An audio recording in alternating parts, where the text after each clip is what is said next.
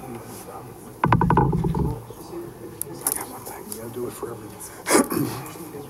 The top is just a 15 agenda item. No.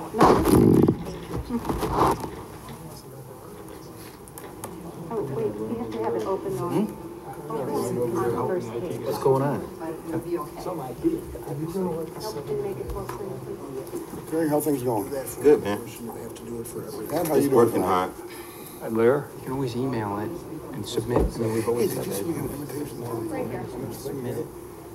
Dinner. Council. They had that really good dinner. Yeah, they did some council season before tomorrow night. Yeah, I just got to look at it. Wasn't it? It's the only one I opened because I said, look, oh, those guys. Oh, those guys. Away. You got it? Yep.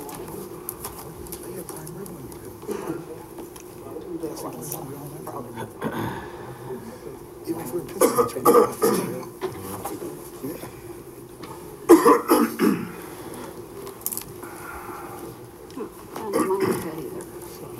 looking for you. Excellent. Left on the table. You can have it. This. I'm sorry. Good evening and welcome to tonight's November 20th pre-council meeting for the city of Joliet. The Honorable Robert Odekirk presiding. We'll begin with roll call. Mayor Odekirk. Here. Councilman Dickinson. Here.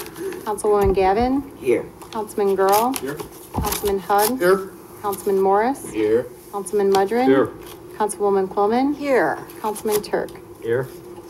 This evening we have some representatives from the city of Crest Hill that have a conflict later this evening, so the city manager would like to discuss that item first. Mayor, the city of Crest Hill has their own village board meeting tonight, so if we could address Council Memo 622-17, resolution authorizing execution of an intergovernmental agreement with Crest Hill regarding installation of traffic signals at intersection of Gaylord Road and Division Street.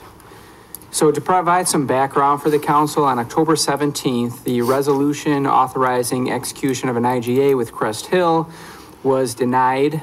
A discussion was held at the October 17th meeting. During a committee report, a lawsuit was mentioned regarding flow of trucks on Division, either going east towards Weber or west towards Route 30, and it was reported that Crest Hill won the lawsuit. On November 7th, I passed out a copy of the case, which was actually not specifically Crest Hill, but Crest Hill Land Development versus the city of Joliet. The landowner, Crest Hill Land Development, brought an action against the city of Joliet, challenging the city of Joliet's ban of trucks going west on Division. So I just wanted it to be clear that Crest Hill was not a party to the lawsuit. It was Crest Hill Land Development. In addition, Jim Trisna provided some of the history after the vote, which included I'm going to call it a non-written agreement with Crest Hill regarding installation of the traffic lights a number of years ago. Therefore, the item was placed back on the agenda because I just want to make sure that council has the correct information upon it to make a vote. So since the matter was discussed at the subsequent November 7th meeting and the possibility of misinformation, tomorrow, one of the council memos voting no on the IGA, I'm just going to summarize them real quick. So it's Councilman Dickinson, Councilwoman Gavin, Councilman Girl, Councilman Hug, Councilman Morris, Councilwoman Quillman. One of those would need to make a motion to reconsider their vote. And then after a second, a roll would be taken. If the motion to reconsider passes by a majority vote, then Council Memo 622-17 can be voted on. So what I'm going to do now is invite representatives from Crest Hill to the podium to address the matter. Good evening, ladies and gentlemen. My name is Ray Solomon. I am the mayor of the city of Crest Hill, and with me is our city administrator, Ms. Heather McGuire. I certainly want to thank you for giving us the opportunity to go first tonight, as we have our city council meeting at 7 p.m. this evening. And let me start out by saying that we are here tonight in a spirit of cooperation. We are not here tonight in a spirit of confrontation. What we want to do is reach common ground here to improve the flow and the traffic flow and the safety along the Division Street corridor and along the Gaylord Road corridor. and to improve that and to make it safe for all the residents that use that roadway, most of them being Crest Hill residents and the city of Joliet residents, along with both of our businesses. So that is our goal here tonight. I certainly want to thank Mayor Odekirk. We met with Mayor Odekirk and City Administrator Marty Shanahan on October 30th, and we sat down and we went through some history of what had taken place at that intersection. And you know, I know that he brought back to you at your November 7th meeting the possibility of reconsideration of bringing this back to the table. And so we are here tonight not to address, I'm here tonight to address some of the statements of misunderstanding. And I know that Marty went through one of them already, and that was in regards to the lawsuit. And the lawsuit was not filed by the city of Crest Hill. It was stated it was filed by Crest Hill Land Development. The federal court agreed with the position of Crest Hill Land Development. It then went to the appellate court, and the appellate court also agreed with the decision of the court system in regards to the favorism towards this Crest Hill Land Development. The other statement of misunderstanding that I would like to address is where it was about the rezoning, that the city of Crest Hill rezoned the business park against the wishes of our residents. What really happened was that business park was back in the 1990s, and it may even been the 1980s, and I was on the city council from 1993 to 2009 as an alderman. That business park was zoned M1 in the city of Crest Hill from its beginning, and that is our light industrial use. That zoning was never changed in all of these years.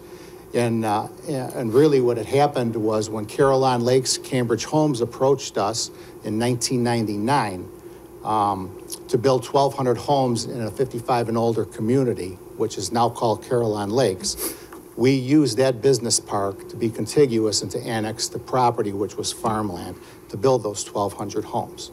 So again, I just want to reiterate that zoning has never been changed. It was always M1, and it is still M1 today, and is about 95% complete. In regards to the IGA, as Marty had said, there were conversations that were going back and forth between the city of Crest Hill and the city of Joliet, and different administrations at the time that date back to 2013 and 2014. And it was agreed at that time that the city of Crest Hill would pay for all the improvements to that intersection. I'm here to stand before you today to tell you that we will still pay for those improvements that are at that intersection. We received a grant, an 80-20 grant, working in conjunction with Will County Governmental League. We have to pay 20%. The cost of that intersection improvements is about $175,000 to the city of Crest Hill. We are not debating that issue. We will pay for that. We will pay for it in full. The road is being completed as we speak. The radius has been improved. The binder is in place. We're hoping for a couple of warm days here yet, so the final layer can be put on, and then the traffic signals can be put up. The agreement back from 2013 and 14 was that the city of Crest Hill would pay for the improvements, and the city of Joliet would maintain the traffic signals at that intersection. Everyone had agreed to that. So again, I'm just asking for your reconsideration for the intergovernmental agreement. We've always had a great relationship as long as I've been involved for 25 years with Crest Hill and the city of Joliet. We certainly will continue that relationship with the city of Joliet no matter what happens here this evening or tomorrow night. But I will tell you that you have my word that as long as I'm the mayor, the relationship, we will always have open doors of communication. We may not always agree, but we will always have open doors of communication between the two cities, which I think have worked well for at least the 25 years that I have been involved with the Crest Hill government. And I'll ask Heather if she has anything to add to this, and then we can certainly answer some questions. Thank you. And thank you for letting us speak before you here this evening. I think I'll just be brief. The mayor touched on the issues that we wanted to cover here this evening. We have always had a great working relationship with the city of Joliet, specifically at a staff level. I know that dates back to 2013 when we started discussing this matter. And certainly that is current as we've been working with Marty to sort through this issue. So we would appreciate your cooperation on this matter. We would love to have this intersection improved for all the residents, city of Joliet, unincorporated, and the city of Crest Hill. So we'd be happy to answer any other questions you have at this time. Any questions? Well, thank you. I would just add, Mayor Solomon, we have met before I brought the matter back, and I've seen emails from Crest Hill. I've also met with Jim Trizza. Maybe, Jim, you could jump in. There is an email chain showing clearly there was dialogue between Joliet City officials and Crest Hill officials, and it seems clear from what I saw that, Jim, you were being instructed by the city manager at the time, Tom Thanis, to act accordingly, correct? Yeah, actually it started, Mayor and Mr. Russell, it actually started earlier than 13. I researched my file. It started December of 09, believe it or not. And I had an instruction direction from the city manager, Tom Thanis, at the time, that there was an inquiry from Crest Hill at that time. They'd like to improve the intersection. The alignment didn't work out. They want to put traffic signals there. The city manager at that time, Tom Thanis, instructed me. First, you want to know if we had any money from the Heritage Lake Estate subdivision. We did not. We didn't envision a traffic signal there when that came in originally. So that was the first issue.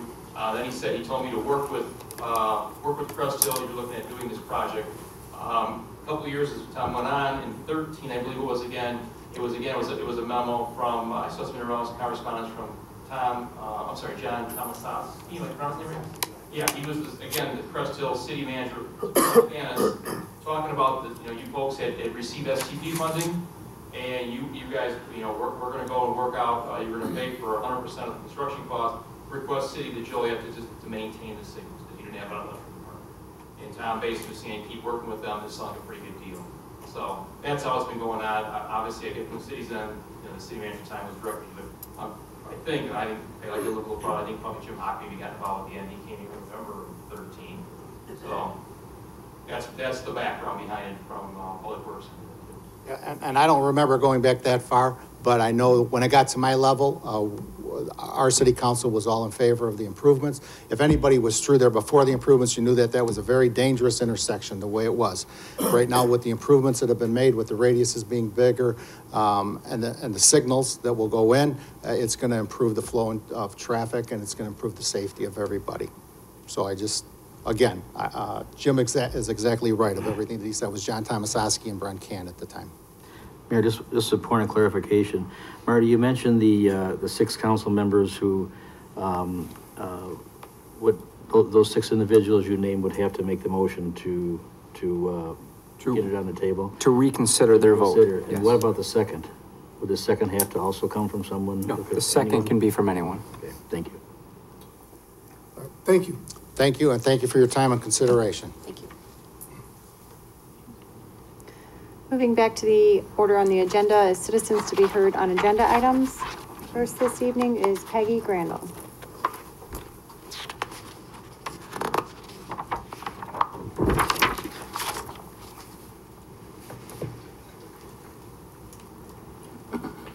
Hi, good evening, everyone. I'm Peggy Grandal. I live on Rye Hill in Joliet, and I'm here to speak about the 2 versions of the ordinances for the animals being sold in the retail pet stores.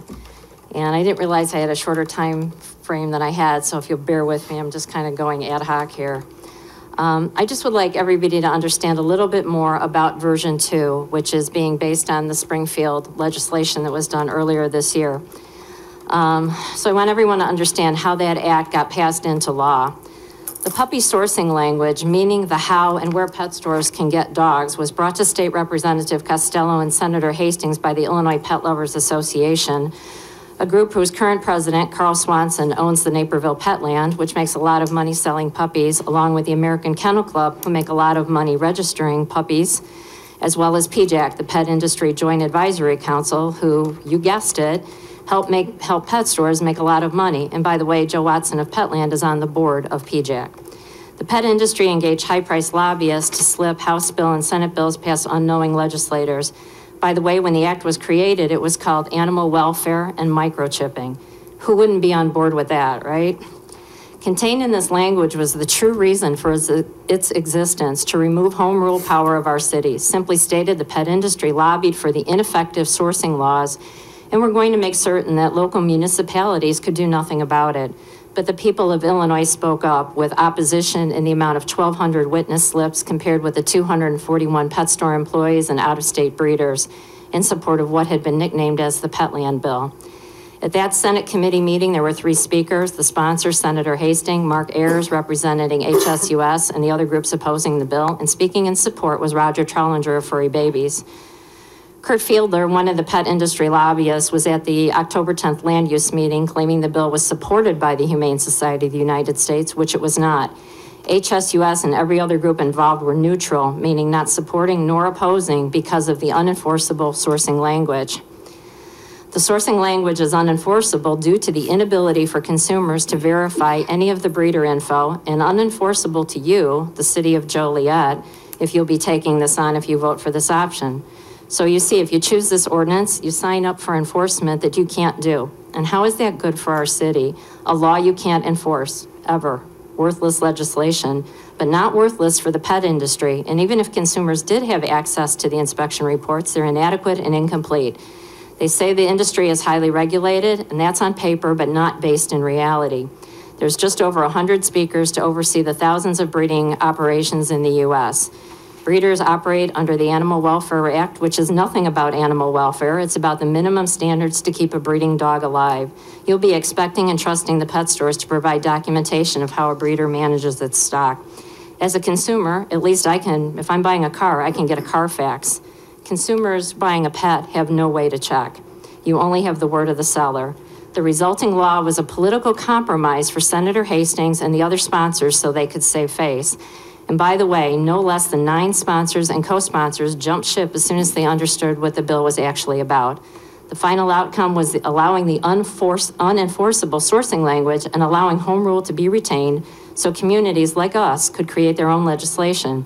Had the bill passed in its original form, the Chicago ruling and all other ordinances would have been made null and void. It was a compromise and a trade-off to keep home rule for you. I was in Springfield, involved from the get-go in opposing this legislation and fighting to keep home rule so you could do what you need to do for us, the residents.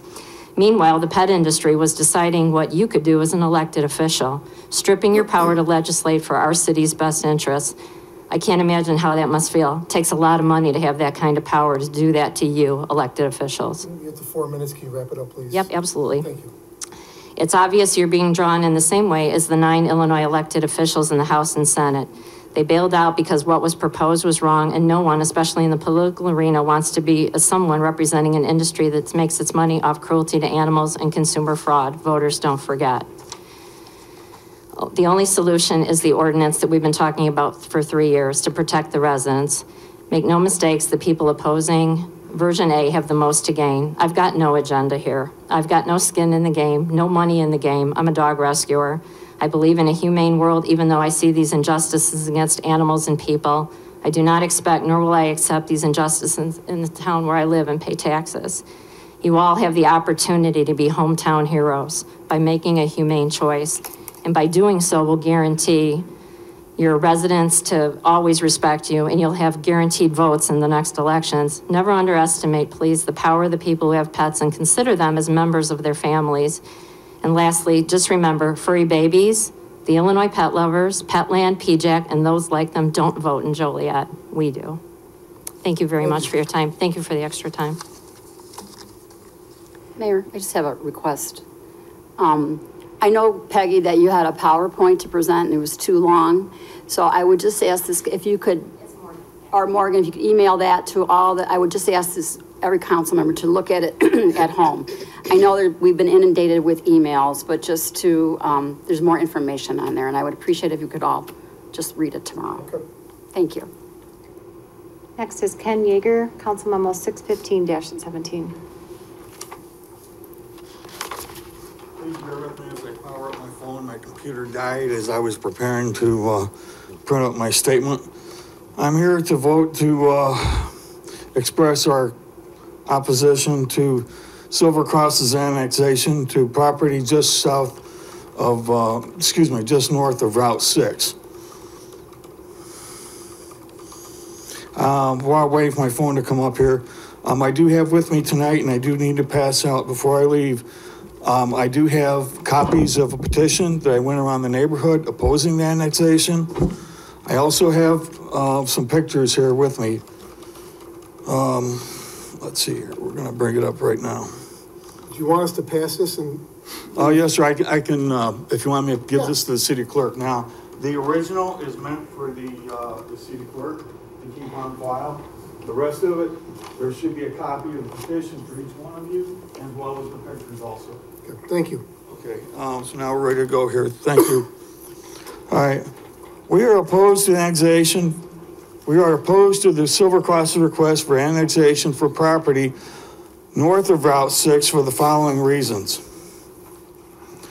1, lights from the development will become a nuisance to homes along Gregory, Hague, and Porter Streets. 2, there is absolutely no blight here. The entire area is made up of woodlands and a grassy area and serves as a habitat for a variety of wildlife such as foxes, birds, and deer. The woodlands also serves as a natural sound barrier between us and Route 6. The destruction of the buffer will also bring unwanted attention to our neighborhood. Such attention will lead to crime on an area which right now is non-existent. Most people I talk to have said that they bought a home in this area, this neighborhood, because of its quiet and secure location. Any kind of development will take that away from all of us.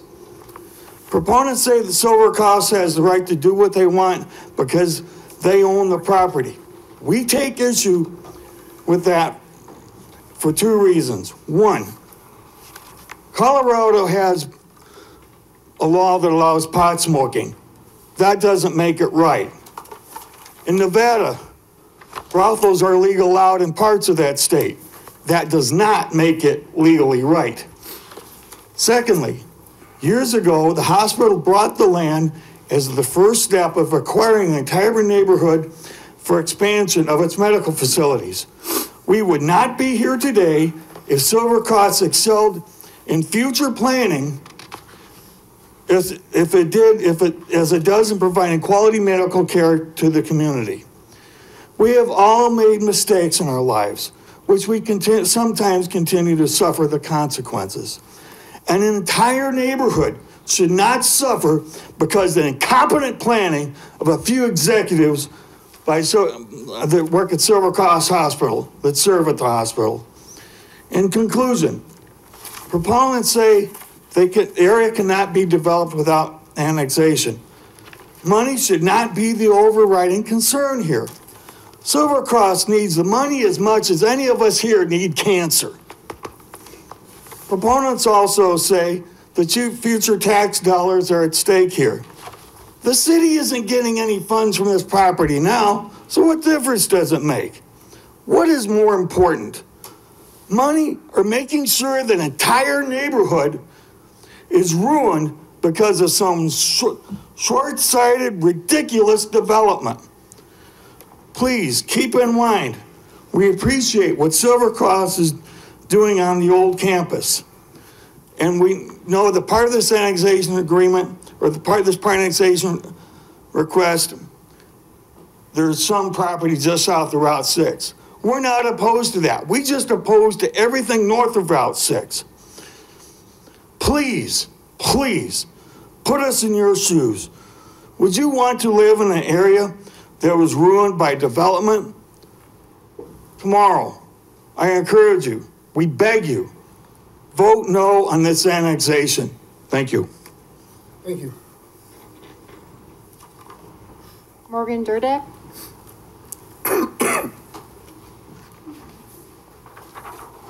Still gonna give it a shot, and you can cut me off at 4 minutes, that'll be fine. So my name is Morgan Durdak. I live at 802 Westminster Road. I'm the founder of Save Pets for Joliet. I'm here to advocate for what we call the Companion Animal and Consumer Protection Ordinance for the city of Joliet, what's being referred to as version A, or the Chicago model, in your ordinance. Did I turn it off? There we go. Okay, so why do the residents of Joliet want this legislation? Here are 4 key points. Economic considerations. We want a reduction in costs incurred by taxpayer-funded animal control facilities. In 2016, Joliet Township Animal Control spent over $36,000 on veterinary care supplies and euthanasia. Number 2, we want to stop pet overpopulation and euthanasia. Nearly 2,000 animals were housed by Joliet Township in 2016. 36% were adopted out, 14% were transferred to rescues, and 18% were euthanized. More than 1,200 dogs are currently available for adoption within 25 miles of Joliet, and nearly half are puppies and young dogs. So I'm going to focus the rest of my presentation on animal welfare and add a few points about consumer protection at the end. So why does an ordinance like this protect animal welfare? It stops the demand for commercially bred dogs, which in turn stops the supply. The reason we need to do this locally is because the federal government is failing at protecting animal welfare. The Federal Animal Welfare Act is inadequate and inhumane. Companion animals are classified as livestock, just like the chicken or pork or beef you're gonna eat for dinner tonight. USDA licensed breeding facilities can legally have hundreds of dogs kept outdoors year-round, stacked in small or crowded wire cages, confined to spaces only 6 inches larger than their bodies for their entire lives, never handled by humans except to breed. Those are the basics, but now I'm gonna focus on breeders that our city's current pet store, Furry Babies, has or does actually use. Despite the incredibly low standards of care set by the federal government, 82% of the licensed breeders used by Furry Babies between 2013 and 2016 were non-compliant with the Animal Welfare Act. 15% were listed in Animal Humane Society of the United States Horrible 100 reports, and 14% were not licensed by the USDA. This is an example. Dwayne Herleman of Oklahoma. He sold to Furry Babies in 2013 and 2014. There's a video attached to this. I will send it to you. Most of what you see in this video is going to be 100% legal. There are at least 1,000 dogs on the property, according to a December 2014 USDA inspection report. However, Herleman's license was eventually revoked by the USDA in July 2016, 2 years after he was cited for countless violations of the Animal Welfare Act with regard to veterinary care, including dogs with unnoticed limps, dental disease, eye disease, and infected feet. Furry Babies was buying from Herleman in 2013 and 2014 while those violations were being committed. Up next is Lester Wagler of Kansas. He sold to Furry Babies in 2015 and 2016. Wagler housed only 18 dogs as of a July 2015 USDA inspection report. He had 10 non-compliances of the Federal Animal Welfare Act in 2013 to 15, including the pictured dog with a cauliflower-looking growth of tissue, without vet examination, inadequate parasite control program, repeat non-compliance of holes and gaps in enclosure flooring, rodents in the dog feed, water receptacles with sharp, jagged edges, as you can see in that bucket in the lower right-hand corner. However, none of these are what the USDA calls direct non-compliances. So under the new Illinois law, which is what version B adopts, Wagler can still sell to any pet store in the state. Up next, Evergreen Designer LLC, run by Daniel Schlabach of Ohio. He was listed in Furry Babies Joliet's breeder book as recently as last week. Schlabach housed 460 dogs as of a May 2014 USDA inspection report. His previous license was canceled in May 2011 after receiving an official warning for violation of federal regulations. His new license under the new name was issued on the same day. In February of this year, a fire in a 30 by 90 foot pole barn on his property killed hundreds of dogs, according to the fire chief quoted in the Coshocton Tribune. Schlabach was listed in the Humane Society of the United States annual Horrible 100 puppy mill reports in both 2013 and 2017. Because of his new license, Schlabach can still sell to any pet store in the state under the new Illinois law, version B, and is currently selling to Furry Babies. You're almost at 5 minutes. Okay, I will email you the rest. All right, thank you. Thank you very much. Next is Sherry Artis.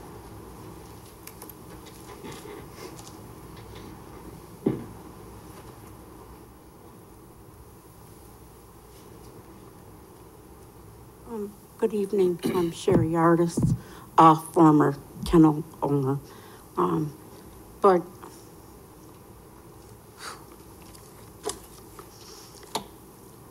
I know that you want to generate revenue for the city of Joliet, but at what cost?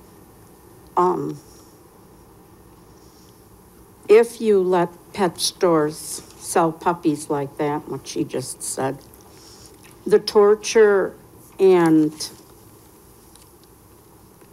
the murdered, killed, abused will keep going on. People can buy from breeders, when they want their purebred puppies. These people don't do that. There's more. They have a loving, clean environment. They show them, they love them. They sell quality puppies. And if you let the pet stores go on, this is going to keep going on. Then we're not any better than the Chinese with the meat market with the dogs. Same thing, just a little different. So, these dogs weren't put here to do that. They were put here to love us unconditionally. And we should provide them a kind, loving home, and they shouldn't come from that.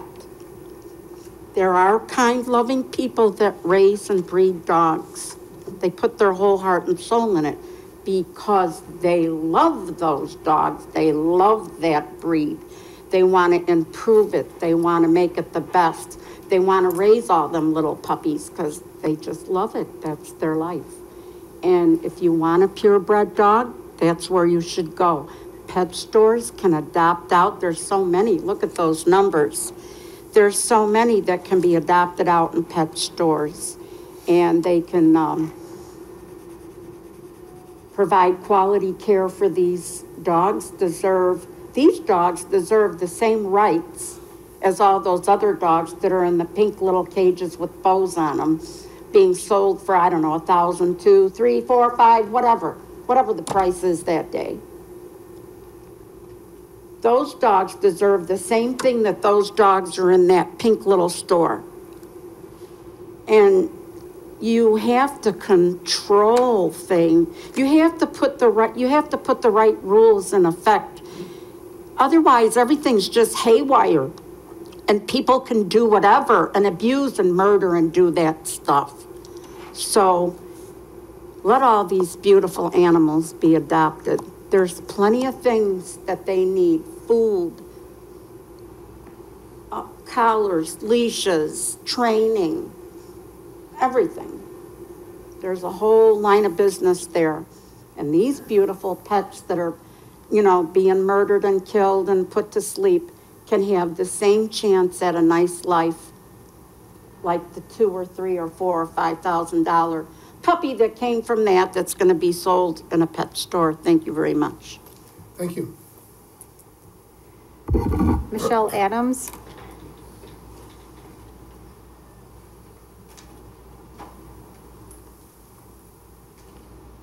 Good evening. I'm Michelle Adams. Last time I was here, I read an email. I'd like to do that again. When we were here a couple weeks ago, we had 150 signatures from local volunteers, and now we're at 367, so I can share those with you. I will not read them all. We're not here all night. Dear council members and staff, as representatives of the nonprofit animal rescue and advocacy groups that serve the Joliet area and its animals, we urge the city of Joliet to immediately move forward and pass the Companion Animal and Consumer Protection Ordinance presented by Safe Pets of Joliet. The ordinance has been on hold since 2015 while awaiting a ruling on a legal challenge to a nearly identical ordinance passed by the city of Chicago. On September 21st of 2017, the Seventh Circuit Court of Appeals upheld the ordinance, joining every other court in the nation that has decided on this type of legislation. Pet stores claim that they do not contribute to the problems that our groups work to solve. That is simply not true. The store's products do end up in our shelters after the people who purchase them on a whim at the mall encounter the health and behavioral issues so pervasive in pet store animals. The breeders' producers do end up in our rescues when they're too old or sick to be profitable, and the store's business practices do contribute to pet overpopulation and the rise of congenital illnesses by giving poorly bred, intact animals to anyone who can pass a credit check. We have a very specific and simple agenda to help the residents of our local communities find a pet to bring into their families, to give our local homeless animals a greater opportunity to find homes, to reduce the euthanasia of healthy and adoptable pets, and to take local action to make a negative impact on the businesses of commercial breeders who neglect and abuse innocent animals, as you've seen in some of those pictures. Our mission is much different than the pet stores whose agenda is profiting at any cost. A puppy or kitten is merely inventory. We are confident that you share the agenda of bettering our community and not the agenda for profit. We respectfully request that you pass the Companion Animal and Consumer Protection Ordinance presented by Safe Pets for Joliet, and thank you for your consideration. I have the additional signatures. I'll leave them over there if you want to read them. Thank you. Thank you. Jason Long. Good evening. My name is Dr. Jason Long. I'm a veterinarian and about 10 years of experience. And during those 10 years, I've got a lot of experience with rescue organizations, humane societies, and the pet stores. On behalf of the pet stores, I can say that the dogs that they bring to me are as healthy as anything that comes from a rescue group or a humane society. On a weekly basis, I go into their store and I can see that they're housed in a clean environment, that the dogs are healthy there. If those dogs do become ill, the stores do cover the cost of any vet bills, including any type of surgery that the dog may require that's something that they may develop. There's been some concern about the age at which the dogs should be sold, and I can speak from a veterinarian standpoint. Dogs are weaned from their mothers at age of 5 to 6 weeks, and legally are sold at 8 weeks of age, so, you know, abiding by any type of law, you know, within that age group. Happy to answer any questions you guys might have about the welfare of these pets that are seen at the store, or humane societies or rescue groups. Questions? Where do you get your dogs, and do you work for furry babies? I do not work for furry babies. That's enough. I don't need any more. Thanks. Okay. I'm good. Who do you work for? I work for Yorkville Animal Hospital. On average, we probably see 40 rescue animals a week. I see them from everywhere, rescue groups, humane societies, and I can tell you the health of the dogs that come from the store are as good as they are from any rescue or humane society. I've been to large breeding facilities in Indiana, not any in Illinois, but I can assure you they don't look anything like the pictures that were shown to you guys this evening. The dogs are housed in regulated pens, you know, they're oversight by the USDA, and so I've never seen anything that's come close to the dogs that you guys have seen tonight. Okay. Where's your office located at? It's in Yorkville. In Yorkville, you did say that. So, I've worked at several of our, my family of hospitals. We have them in Orland Park, Chicago, Yorkville, Glen Ellen. So I worked at all of those facilities. so if you do go to a pet store and there's a dog that's sick, what's the procedure at that point? So I would address that dog. I would look at it. I physical exam every dog that goes into the store at Fox Valley. I don't do anything for the Joliet store, but at Fox Valley, if a dog is ill, I look at it, I diagnose it, and they treat it appropriately. And then the dog stays there or is returned or? Yeah, I mean, it's an extremely rare instance where a dog would have some sort of major illness. You know, I don't know if I could think of anything that would require anything serious. I see them before they come into the store. So I guess what I should also state is that the process to get to the store, they're looked at by the state veterinarian before they get to the store. And then I look at them, I give them a physical exam and give them a free bill of health, or a clean bill of health. Okay, thank you. Quick question, doctor. Yes. If I understand your position, then your position would be not to deny there is abuse in the commercial breeding industry, but it's not all commercial breeders. I can't speak for all of the breeders. The ones that I've been to, there is absolutely no obvious, there's no abuse. I mean, to me, the dogs are housed fine. I went and toured facilities, probably 5 or 6 of them in Indiana just this past summer, and they're, you know, the ones I saw are brand new. I know that a lot of them are being accredited to a bar or a standard of care that's higher than what's required by the government. And so I think that's where we need to focus our attention more on bringing those breeders forward instead of, you know, addressing the things at a store. And you kind of explained that you'll go to the pet store at the Fox Valley Mall, should they need which pet store is that? Furry babies. Okay. Thank you. For 4 minutes. Thank you, Doctor. Rachel Ventura, regarding Council Memo 620-17 and 614-17. I will start with 620-17. So I have been an animal trainer and a naturalist in my past, and I will tell you that working with animals who have had physical abuse, neurological issues, and health does absolutely affect the behavior of the dog. Long-term, anyone who has rescued a dog knows the additional steps you have to go through to train and make sure that dog feels safe, whether it's lightning strikes, gunshots going off, or other issues, that neurological damage comes through in their behavior. So if we're looking at long-term safety of our residents even, we want to have well-behaved dogs that come from the puppy age, it's like a baby. If you treat a baby with issues, it's going to grow up to have psychological issues as an adult, and it's no different with animals. So I am in support of version A.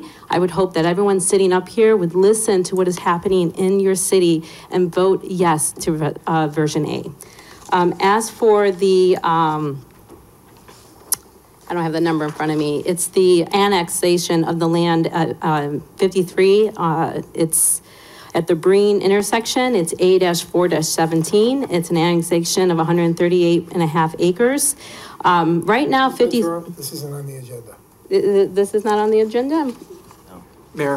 Yes. Actually, it's withdrawn, and we expect it to be on the December 19th agenda. So I just have a quick statement about it. Sure. All right, thank you. I believe that 53 cannot handle any more light industrial traffic. The recent Will County study shows that over 27,000 vehicles go through that intersection alone on a daily basis. Our roads are already crumbling. So I am opposing the annexation. I am asking you guys to oppose the annexation from agriculture into a light industrial because it cannot handle that support. And we need the farmland in this area. When these warehouses go empty, our county, and our city will not have something to fall back on. And you need to think about that as we automate warehouses and such. Thank you. Abe Miller.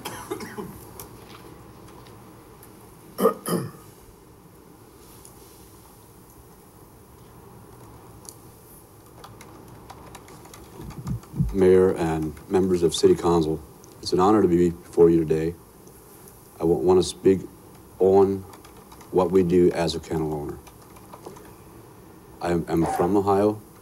Our family has had a kennel for a number of years. So the standards of care for puppies and parents is one of the things I would like to talk to you guys about. Is this a very sensitive subject? Because everybody is what wants the best for the welfare of the dogs. That's what we're here for. What I want you to know is as kennel owners, it's just as important to us that our dogs and puppies are socialized, have proper animal health care. They're starting out with most of our children help in the socialization end. When the puppies are 2 days old, we make it a daily routine, every puppy to get touched every day, to where they know the feel of the human bond.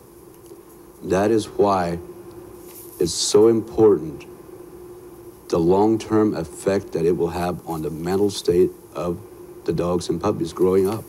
That is why we feel it's important that as residents from your area, that they have the option to get puppies from kennels that are socialized, they have proper health care, they find forever homes, not from shelters. We realize all puppies and dogs need homes.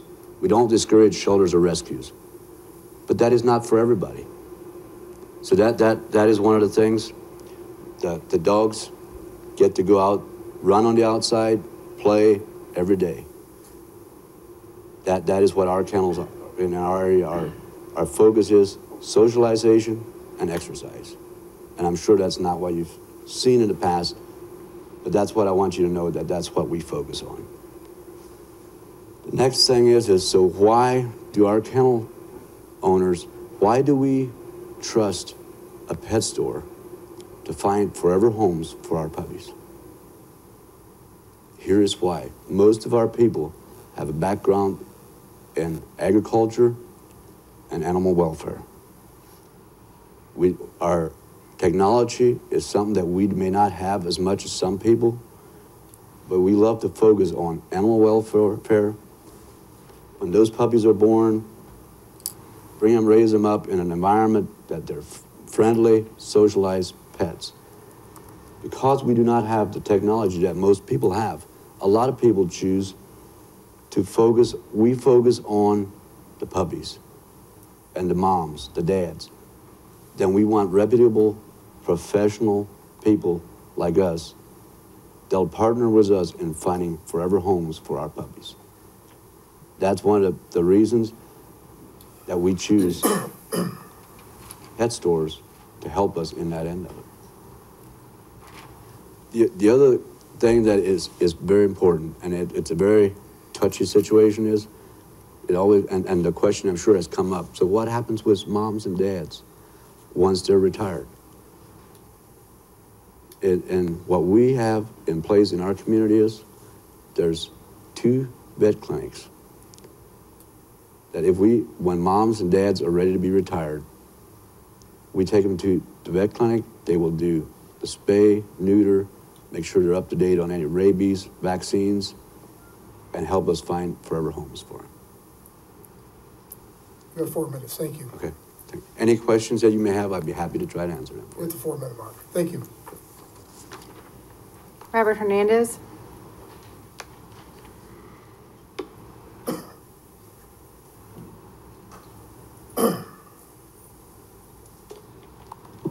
Hi, Robert Hernandez, Joliet, and I live on Westminster too. But I wasn't really planning on talking on this issue, but I grew up with pets. My first dog was a stray dog in the neighborhood. But we purchased, me and my ex-wife and my parents and my brother and my brothers and members of my family have purchased animals from the pet stores. And we have not had one that was physically or mentally disabled. They were loving dogs and lasted for years and years and years. One of my cousins just bought a pet from the pet store at the mall. And my brother just purchased one from an animal shelter. I don't think people should be restricted to just purchase or to get an animal from an animal shelter or the Humane Society. And I say that, my friend that people know, Judge Kennedy, his mother was president of the Humane Society for over 20 years. And I think people should have the right to get their dog from anywhere. That's their right. I think one of the things that bothers me is that I wish some of the people that have such passion to save our dogs would have that same passion to save lives, human lives. You know, so many children that need big brothers and big sisters and need adoptive homes. I wish they would show that kind of passion for human beings. But I love dogs, I love animals, I've had them all my life, dogs and cats. And whether I purchased it at a pet store or the Humane Society or the animal shelter, we had no issues with respect to physical or mental disabilities for those animals. I think people have a right to purchase them or to acquire an animal wherever. And that's all I had to say. Thank you. Thank you. Is there anyone else who would like to speak on an agenda item this evening?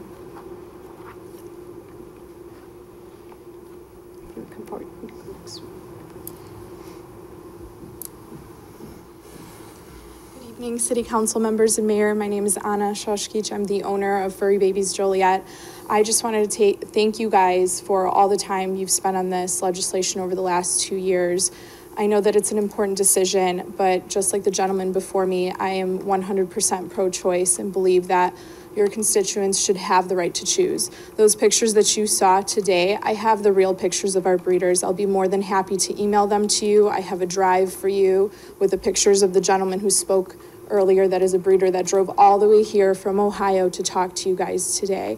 I hope that you understand by voting for Ordinance B does not make you inhumane. It just makes you to allow your residents to make their own choices on where they get their family member. Thank you. Thank you.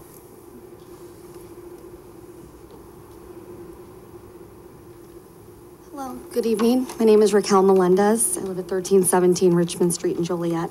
I'm in here speaking for Safe for Pets for Joliet version, and hopefully you will vote for that tomorrow, so that everyone is clear on what a USDA licensed breeder is and the standards of care.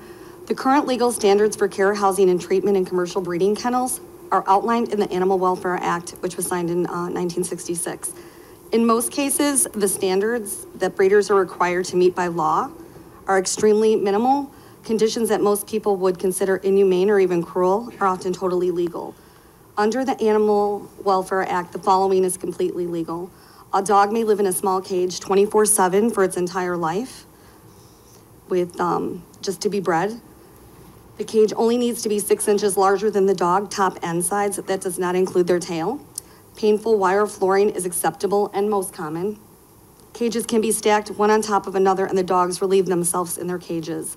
Hundreds and even thousands of dogs can be kept on the breeder's premises. There is no limit. There is no limit to how many people should care for the dogs. 1 or 2 people can care for as many as 1,000 dogs. Unwanted dogs may be killed by the breeder. They do not have to be turned over to a rescue or their vet or shelters. Interactions with humans is not required. I'm really asking here for you to please really consider the Safe for Pets version.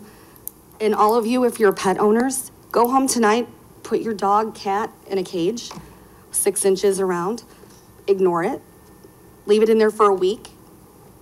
You know, let it relieve itself in there. Don't clean it. Don't give it any love, any touch. When it whimpers or it whines for your affection, you guys can make a difference. And please, you know, let us be proud of Joliet. You know, there's plenty of shelters and rescues. And I really hope you guys consider to vote for the Safe for Pets version. So thank you. Thank you. Is there anyone else that would like to speak?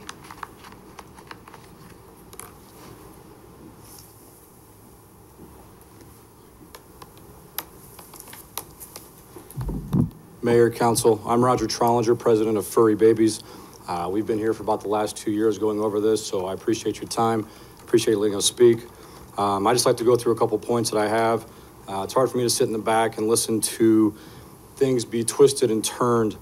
The truth of the matter is they claim that 20% of my breeders are not licensed by the USDA. That's true, because they're hobby breeders, which means they can only have 3 dogs. So if you can only have 3 dogs, you can't be USDA licensed or certified. So if you have 3 dogs, does that make you a puppy mill? I don't think so. Why do we care about the USDA? Because they're such horrible people, right? Well, they also govern public school lunches. So if the school lunches we're feeding our children are governed by that same group, I would trust them to govern where our dogs come from.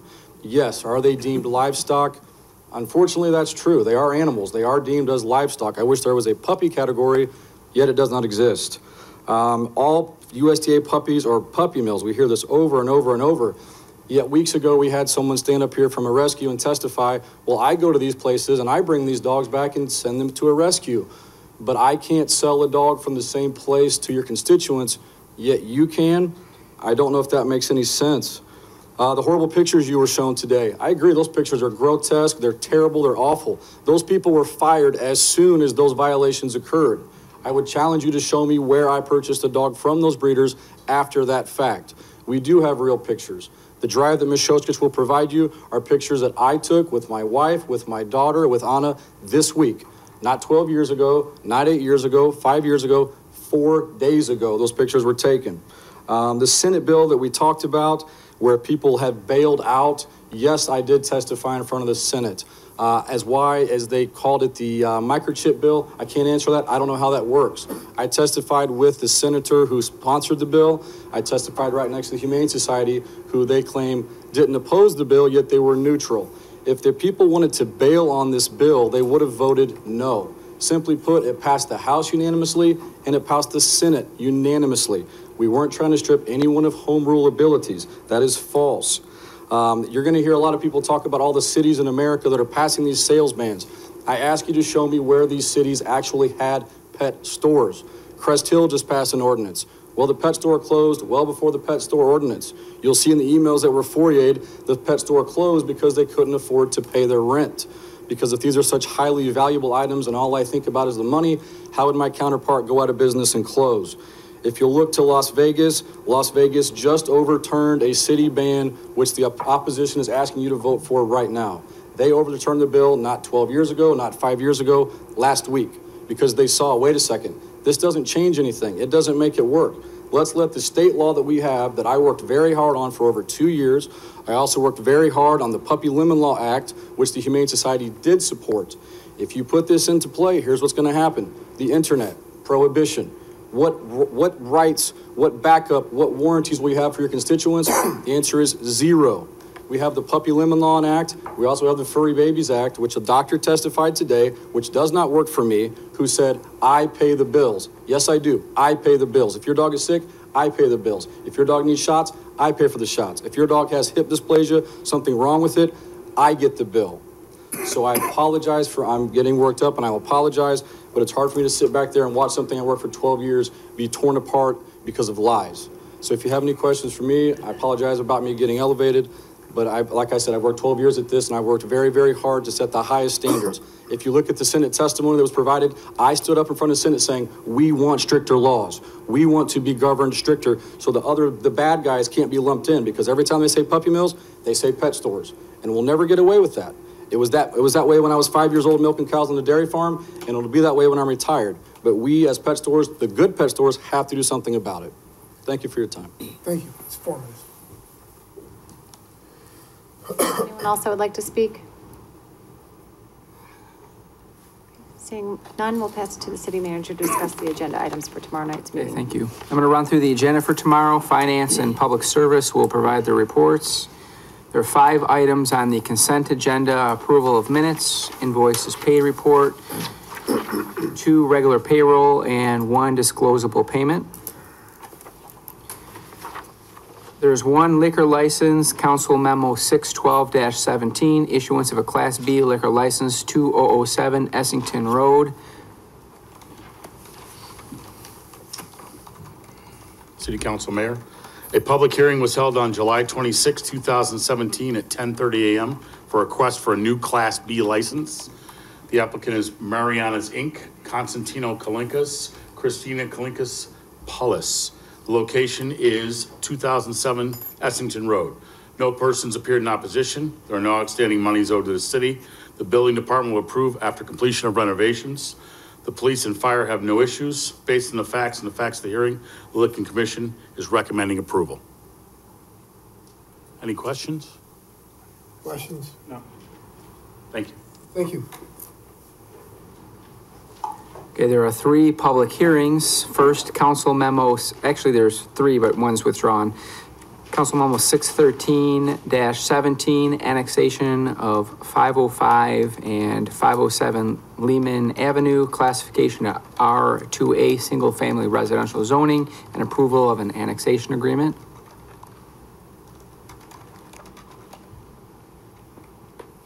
Council Memo 614-17 will be withdrawn. And as I mentioned previously, this may appear or is expected to appear on the December 17th agenda.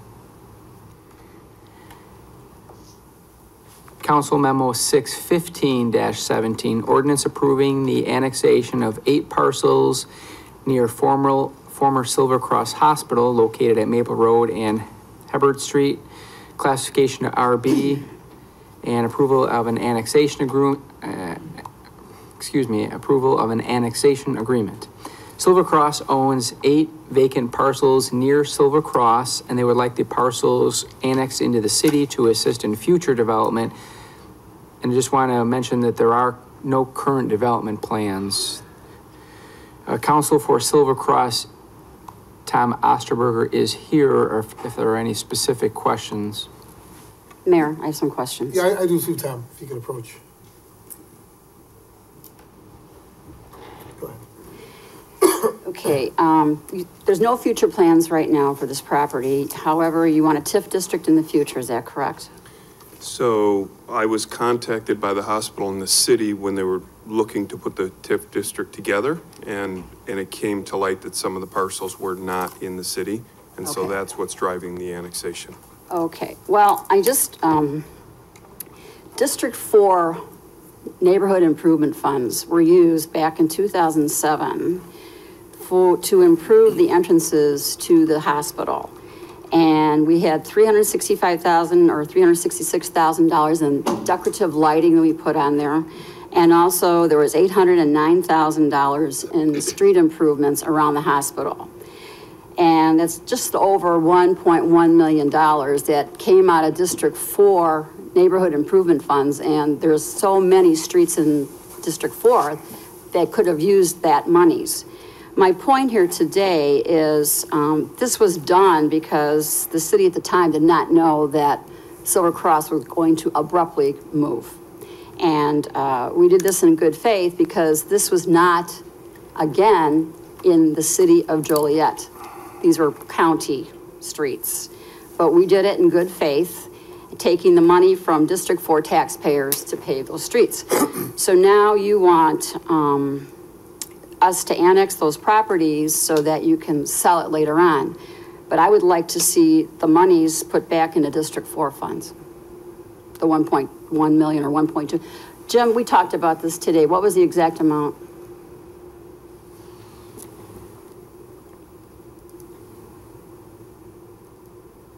Yeah, actually it's on the sheet that I had given you, and I but it's like 1.19 million. It includes the money for the street lighting on Walnut, which is not a city street. Walnut, Cash to Maple. The other streets, Mayor and Council, though, that we did improve, they were generally city streets. They were adjacent to the hospital. One was Copperfield, was the main gateway off of Briggs Street. We improved from Briggs to the hospital west. And there was a couple other streets we did in the area, Eagle Street, for example, we did some lighting in the area. So the total was just short of 1.2 million, 1.19 million. So my point, I would just like to see some of those monies back if we were to approve this annexation. So, my apologies, Councilwoman. I didn't know anything of that. There was an annexation proposed. I wasn't part of the original discussions upon the annexation, other than the fact that it was suggested. Sure, it was 10 years ago, you wouldn't know. Right, but that this property brought in so that it's under the control of the city. I don't think I'm prepared to comment at that time. There is an annexation agreement, which is the purpose of the public hearing, and nothing has been suggested prior to now, so I'm unable to comment. Okay, thank you. One question, you kind of answered it. Silver Cross owns the property already, but it's outside of the city. Why does it have to be within the city to be developed by Silver Cross? Well, Silver Cross is obviously working with the city on the TIF district to develop the main campus, and this was a cleanup item, I believe, correct, Steve? Sorry, Mayor. When we were first approached by Silver Cross, talking about the demolition plans and some of the revisions for the property, we from the staff side started to talk about the potential of the TIF district. And two issues, I think, came into play, which led us to recommend that Silver Cross include these properties. Number one, they own properties that really aren't considered part of the campus. You know, they're sort of extensions of the general campus itself and neighborhood. And B, if there is commercial potential or potential for redevelopment in the future, obviously it would be most attractive to have that within a TIF district itself. So as we look to see what would be eligible, you know, just from a general planning perspective, economic development perspective, we saw properties outside of the campus that we feel would be eligible. Since Silver Cross had owned some parcels outside, we suggested that they consider including that in the TIF, but obviously they couldn't be TIF'd unless they were annexed. So much of this was driven by my recommendation and our staff recommendations just to get the neighborhood to be bolstered as opposed to looking at it as this is Silver Cross and this is not Silver Cross. So we're looking at it as a neighborhood improvement, not just a Silver Cross benefit. In fact, there are parcels outside of Silver Cross ownership that are also included within what the proposed TIF district would be. Thank you. Any other questions? Thank you. Thank you. Okay, under ordinance and resolutions, ordinance Council Memo 617-17, ordinance amending Chapter 2, Administration, Article 9, Boards and Commissions, Section 2-288, ordinances amending the responsibilities of the Community Relations Advisory Board. This amendment will update the responsibilities of the Community Relations Advisory Board to reflect current language utilized by the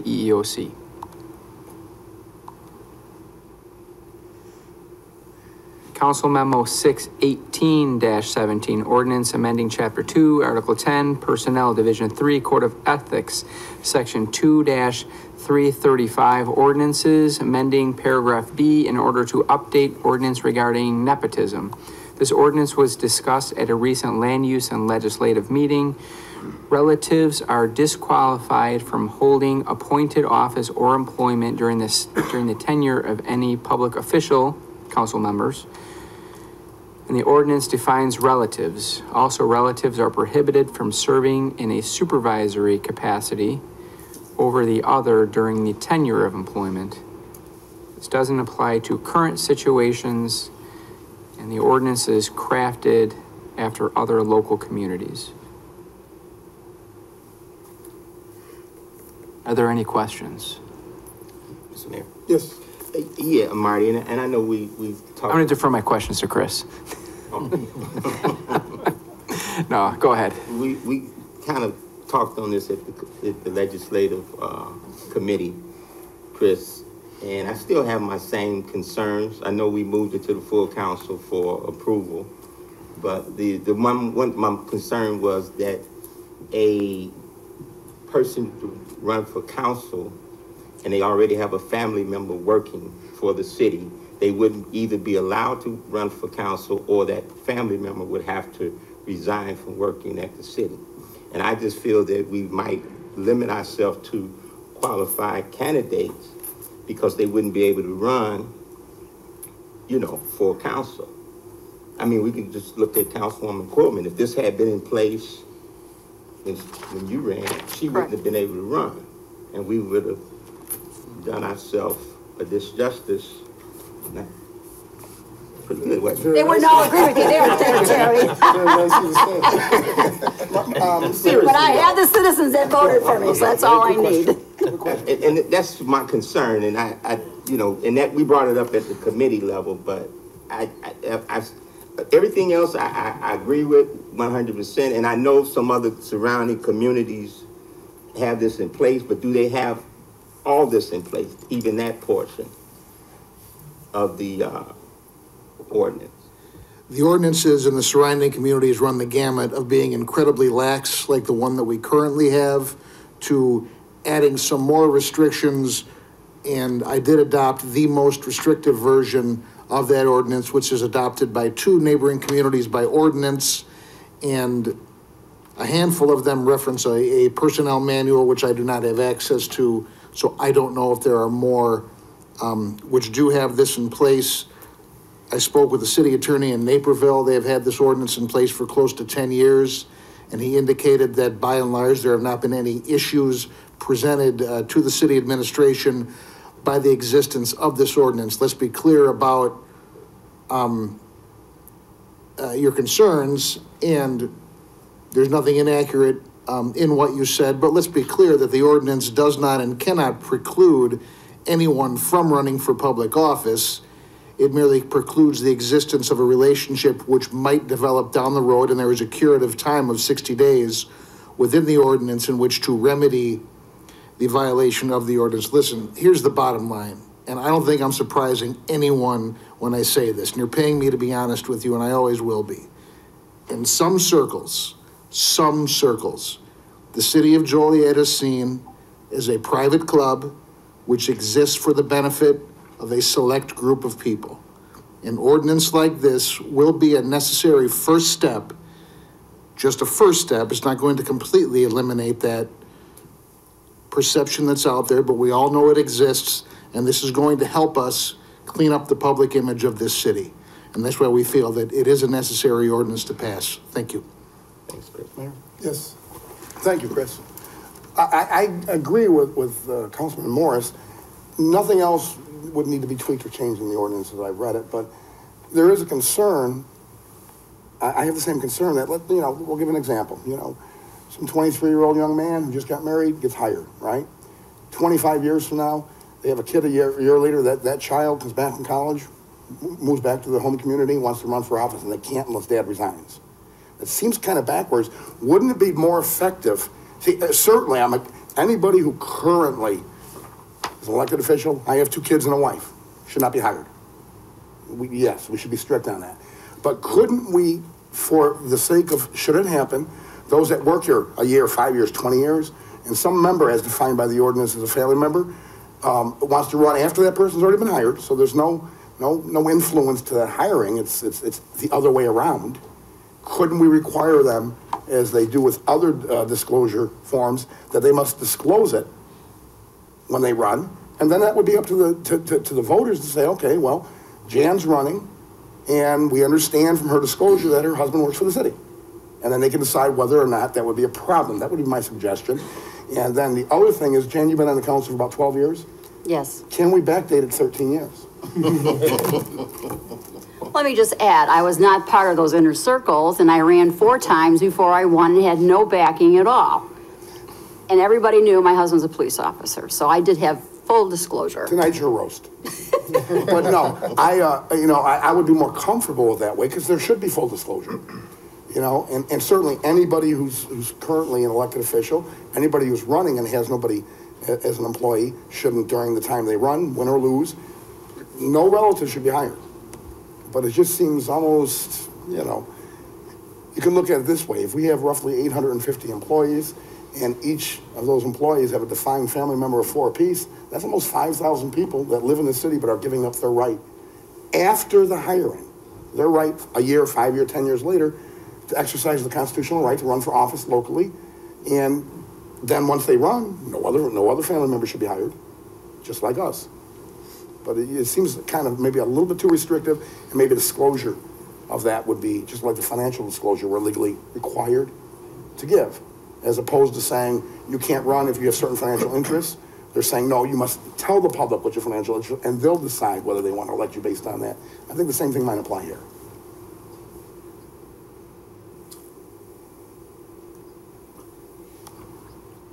Okay. Council Memo 619-17, ordinance amending Chapter 6, Animals and Fowl, Article 1 in general, Sections 2 and Section 3, and repealing Sections 4 and 6-4 and 6-5. Amending and updating Animals and Fowl ordinance to restrict the public sale or giveaway of animals and fowl and the open air of transport animals. This ordinance was discussed at our recent land use legislative meeting. The proposed ordinance provides additional protections of animals. It prohibits the sale of animals from the public way, streets, parkways, sidewalks. The proposed ordinance prohibits the raffling or auction of animals and prohibits offering animals for prize. Finally, the proposed ordinance prohibits the transporting of animals in the open rear portion of a vehicle. And basically that's the back of a pickup or even an El Camino, unless the animal is in a cage or other container tethered to the vehicle.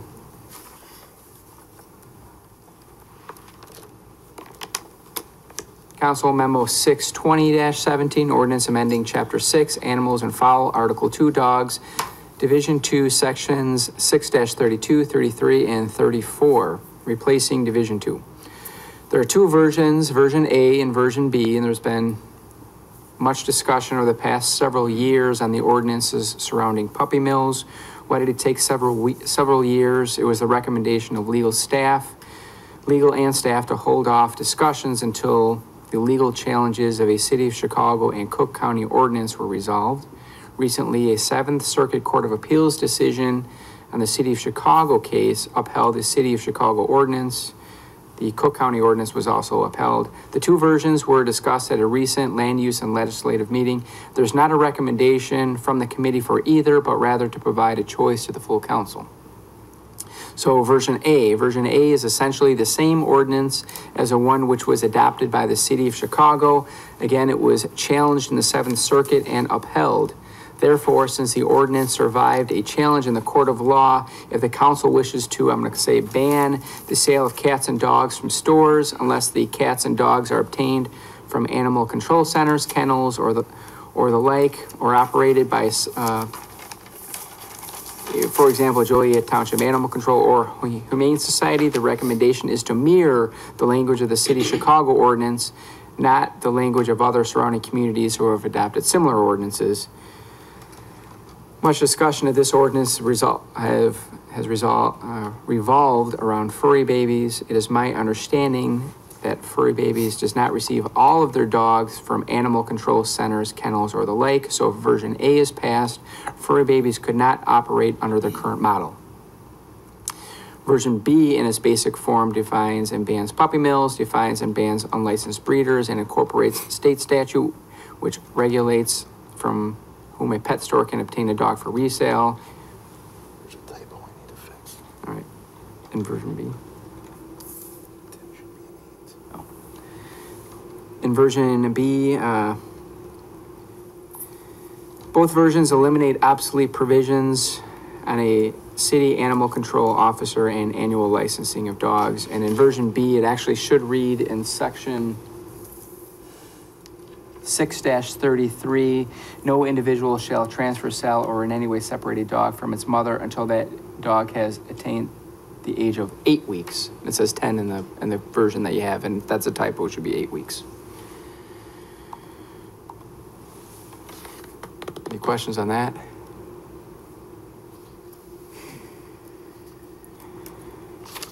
Council Memo 621-17, ordinance approving a local agency agreement for the jurisdictional transfer of 2 segments of Hollywood Road, a total of 0.18 miles between Mound and Route 6. Troy Township has jurisdiction of a small portion of Hollywood Road, and this transfer will allow the city to widen and reconstruct Hollywood Road per the IGA without securing permits from Troy Township. City already plows and takes care of this 0.18 mile portion of Hollywood Road.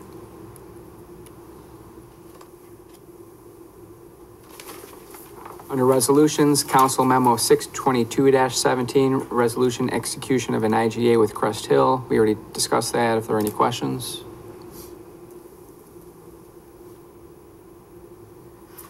Council Memo 623-17 and Council Memo 624-17, both of those are self-explanatory. Council Memo 625-17, resolution authorizing city manager to enter into a para-transit local share agreement with PACE and to apply for grant funds available under Title 20 of the Social Security Act. This is an annual item. Under bids and contracts, these items will be reviewed by Public Service Committee, who will report on any issues during the Public Service Committee report tomorrow. And under the city manager report, there will be there's a motion to receive the 2018 city manager's proposed budget, which will be available for public distribution after tomorrow's meeting, so long as the motion is seconded and pass. So council, please bring your calendars with you tomorrow. And if you have any recommended dates or unavailable dates, you can email me prior to tomorrow's meeting, because we're going to set up some budget meetings. And finally, since this is the last council meeting that I'll be handling, normally I would wait till tomorrow, but since my wife is here, I'm going to make the comments today. I want to thank the city council for giving me the opportunity to be interim city manager. It's quite an experience. And I want to thank the employees and specifically the department heads for providing support, guidance, and pointed and straightforward advice, some of which I took and some of which I didn't, but nonetheless, I did appreciate all of it. I joked at my first staff meeting that this would be status quo, and of course, 30 seconds after I took it, there was no status quo. Finally, I want to thank my wife, Gabriella, if you could stand up. This was the summer that, I'm going to call this the summer that wasn't, since I was so involved in so many different exciting projects and events. 2 things we enjoy, bicycling and boating. We didn't get to do it either. So stand up, keep standing. Thank you, and by the way, she's pregnant. Yay, congratulations. Yeah, I was just gonna say that. Let's do a little. That's it. The stress release. And you're blaming the boating and the biking on work? My report is over. Is there a motion to adjourn? So moved. All in favor? Aye. Opposed? Oh, I apologize. I skipped public comments. Thank you, sorry. Oops. I carried away with the I'll rescind the report, so- motion. Rescind the second. Motion has been rescinded. For public comments, we have Peggy Grandal.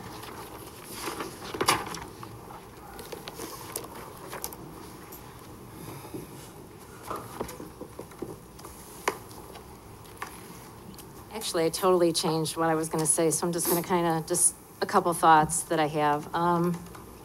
First of all, I think it's important to know that this has never been about animal lovers versus furry babies or Petland or Puppy in the Window or whoever. As rescue people, we just simply don't support that business model. Simply because there's reasons for breeding dogs, and I don't think dogs are just bred as a business to make money, as a commodity.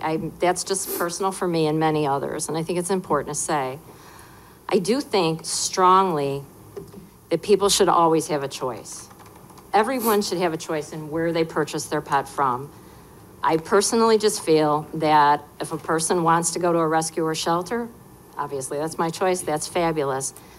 But there are wonderful, reputable, responsible breeders, and those breeders, no matter how they care for the animals, whether it be something like we saw in a picture or something like the folks from Furry Babies have in their information for you, that's not what it's about.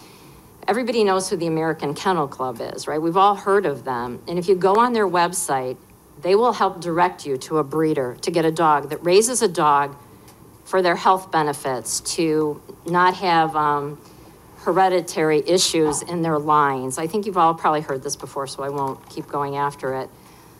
But every one of those breed clubs, and also your veterinarian can tell you, a licensed breeder, or a good friend that's got a dog from a breeder. But the American Kennel Club recommends in their breed clubs, right on their website, they tell you to go to a breed club to find a breeder. And I'm sorry, I'm stumbling a bit here. But if you go on any of those breed clubs, members' code of ethics, they do not work with pet stores, brokers, puppy mills, whatever you want to call any of those different entities. They don't work with any of them because they believe their dogs should go to a proper home. They make sure it's a good match.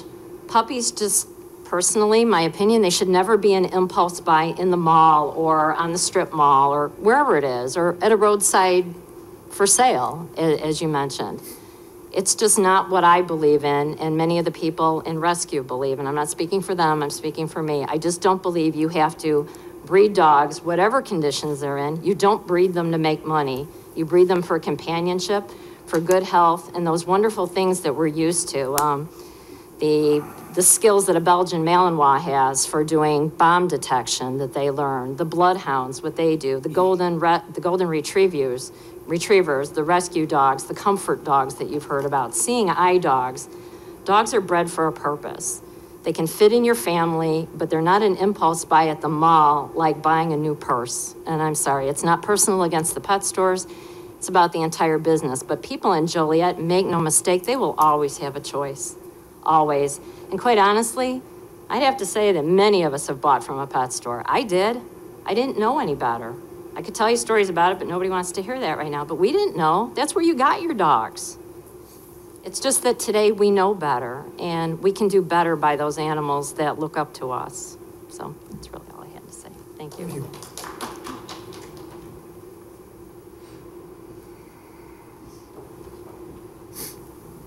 I'm sorry, I wasn't planning on coming back up here to speak, but something that Peggy said, where dogs should never be an impulse buy. I agree, we take time to educate our customers, but I think you guys should all ask Peggy why she was standing in front of Santa Claus for many years with her rescue, showing her puppies to the families that were taking pictures with Santa that day. So I think it's kind of hypocritical to show you one side but not tell you everything. And since then, she hasn't been back to the mall because of how her conduct was towards our store. So she can stand up here and say everything that she'd like to say, that she, you know, it's not about furry babies, it absolutely is. And to say that they shouldn't be an impulse buy but stand right in front of Santa when kids are taking pictures with their families, I'll let you be the judge of that. Thank you.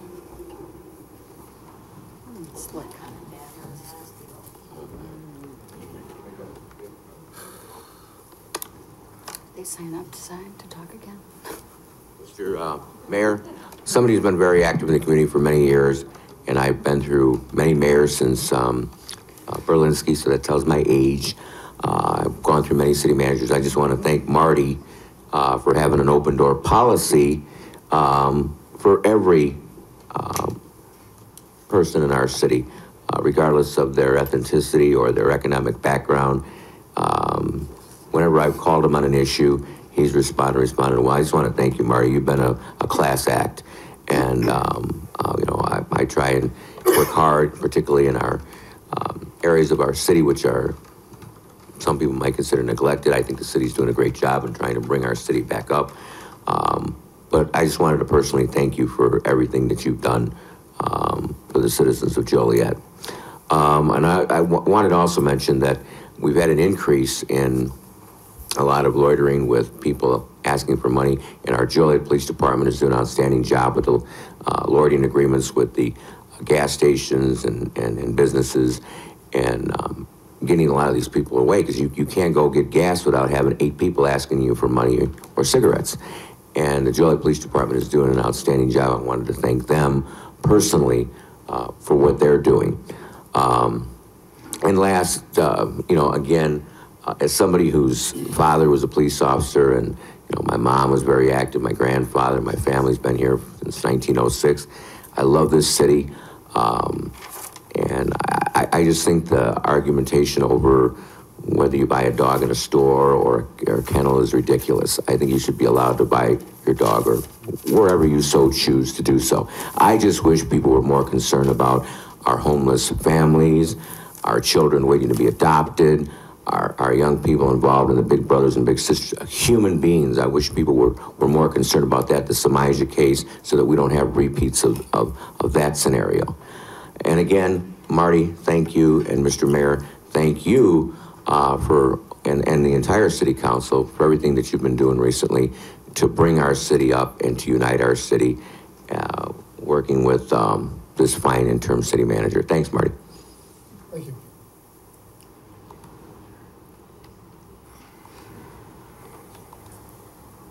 I had planned to come back up, Rachel Ventura. I have an announcement, and I wanted to thank you. Before I did, Councilman Hug, you had asked a question about the nepotism towards Marty, and I just wanted to leave a nugget of thought for you guys.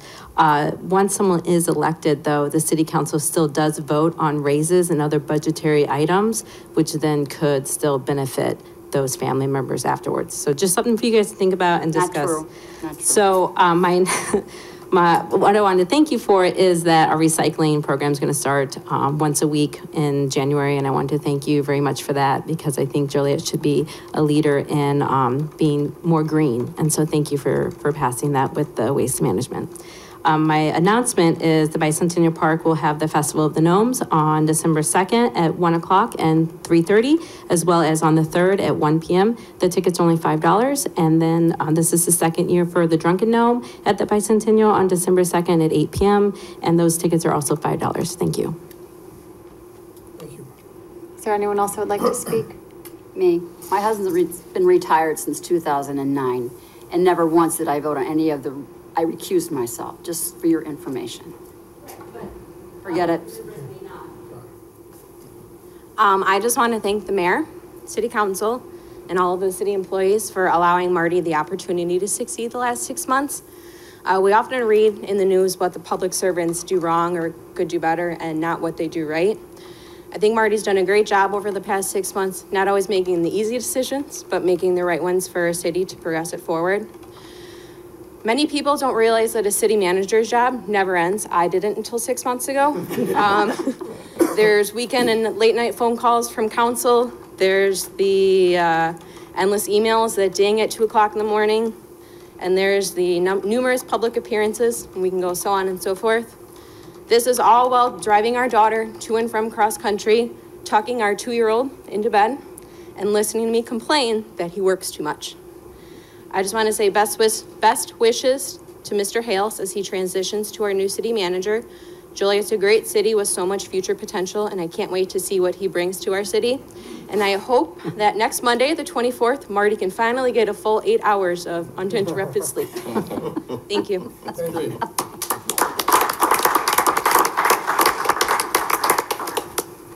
there She anyone read else it with- just as I had prepared it. That requires a great purse later on, you know, that was great. Good purse for you guys. Is there anyone else that would like to speak?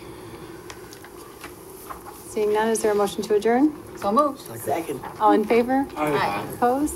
Meeting adjourned. So on by Teresa. See you outside. Somebody talk.